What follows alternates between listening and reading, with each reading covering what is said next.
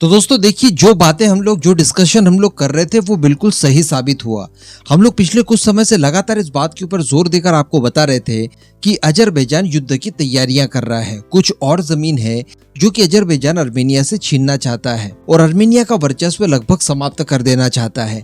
इसके लिए मैं आपको बता दूं कि अर्मेनिया द्वारा दो देशों के साथ में काफी नजदीकियां बढ़ा ली गई और इनके जरिए युद्ध के लिए अपने लिए सामान एकत्र करना शुरू किया, जिसमें पहला नाम तो इजराइल का आता है। इसराइल से अजरबैजान द्वारा भारी मात्रा में हथियारों का प्रिक्योरमेंट किया गया। इसके बाद अर्मेनिया को जैसे इन सारी चीजों की खबर लगती है तो अर्मेनिया भी भारत से हथियारों की खरीद शुरू कर देता है। अब इसके बाद अभी कुछ समय पहले खबरें निकल कर आई कि भारत द्वारा इन हथियारों को डिलीवर्ड भी करवा दिया गया है अर्मेनिया तक। तो ये काफी अच्छी बात थी, लेकिन इन सब चीजों को देखकर अजरबैजान बौखला गया, क्योंकि भारत के द्वारा बड़े मात्रा में अर्मेनिया को हथियार भेजना यानी अजरबैजान की तैयारियों को पानी फेरने के बराबर था।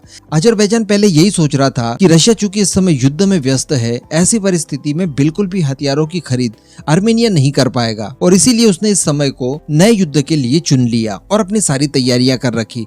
वो तो अच्छी बात थी कि भारत बीच में आकर अर्मेनिया के सहयोग के लिए खड़ा हो गया। अब दोस्तों इसराइल की बात तो बता दी, लेकिन इसके बाद एक और नाम आता है टर्की का, जो कि अजरबैजान के काफी ज्यादा क्लोज है और अजरबैजान टर्की से भी काफी बड़ी मात्रा में हथियार खरीदता है। सबसे प्रचलित नाम इसमें TB2 ड्रोन्स का आता है। ये वही ड्रोन्स है जिनका इस्तेमाल लास्ट युद्ध में भी अजरबैजान द्वारा अर्मेनिया के खिलाफ बड़ी मात्रा में किया गया था, जो कि उसने टर्की से ही लिए हैं। लेकिन अब एक खबर निकल कर आ रही है जो कि होश उड़ा देने वाली है। देखिए, पिछले युद्ध के बारे में अगर बात की जाए तो ज्यादा समझ दोनों देशों के बीच में नहीं थी, ना अर्मेनिया को थी ना अजरबैजान को थी। सडनली युद्ध छेड़ दिया, नए वॉरफेयर का इस्तेमाल किया और अर्मेनिया को हरा दिया। अब वो जो नया वॉरफेयर इस्तेमाल किया गया था अर्मेनिया के खिलाफ, उसको लेकर अर्मेनिया ने भी अपनी प्रिपरेशन कर रखी होगी ऑब्वियसली। ऐसी परिस्थिति में कन्वेंशनल वॉरफेयर भी अर्मेनिया के खिलाफ बड़े स्तर पर छेड़ा जाए, इसके लिए तैयारियों में इस समय अजरबैजान जुटा हुआ है। और इसी सीरीज में खबर निकल कर ये आ रही है कि अजरबैजान का Su-25 एयरक्राफ्ट, जो कि उसने किसी जमाने में रशिया से खरीदा था,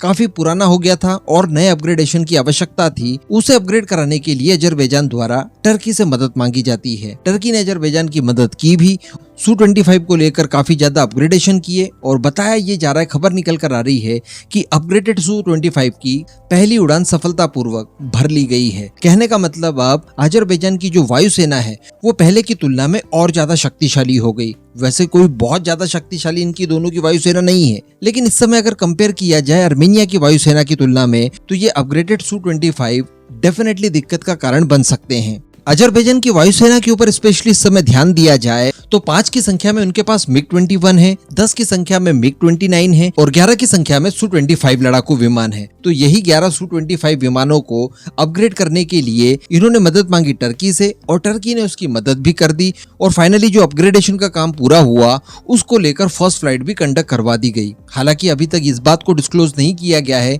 कि अपग्रेडेशन के दौरान किन किन चीजों को बदला गया, इसमें क्या क्या एनहांसमेंट किए गए, लेकिन फिर भी काफी बड़े स्केल पर काम किया गया होगा। अब अगर बात की जाए अर्मेनिया की, तो अर्मेनिया की वायुसेना में भी कुछ फाइटर जेट वगैरह हैं, जिसमें अच्छी बात यह है कि Su-30 SMP अर्मेनिया की एयरफोर्स में है। और Su-30 की बात की जाए तो MiG-29 हो या फिर Su-25 हो, इन दोनों की तुलना में काफी ज्यादा कैपेबल फाइटर जेट है। लेकिन दोस्तों समस्या यहाँ पर यह आ रही है कि अर्मेनिया के जो Su-30 हैं ये काफी ज्यादा पुराने हैं, इन्हें काफी बड़े स्केल पर अपग्रेड करने की आवश्यकता है। और इस समय की बात की जाए तो अगेन रशिया युद्ध में बिजी है, किसी तरह की कोई मदद नहीं कर सकता। अब शायद इस बारे में अर्मेनिया द्वारा भारत के साथ डिस्कशन किया गया होगा। देखिए, अभी कुछ ही समय पहले की बात है जब गांधीनगर गुजरात में डिफेंस एक्सपो किया गया था। उस दौरान अर्मेनिया की एक डेलीगेशन भारत आती है और यहाँ पर कई सारे हथियारों को लेकर बातचीत की जाती है। तो इसी डेलीगेशन की जब भारत में वार्ता हुई थी, उस दौरान भारत की तरफ से Su-30 को लेकर एक अपग्रेड पैकेज अर्मेनिया के सामने ऑफर किया गया था DRDO वाला,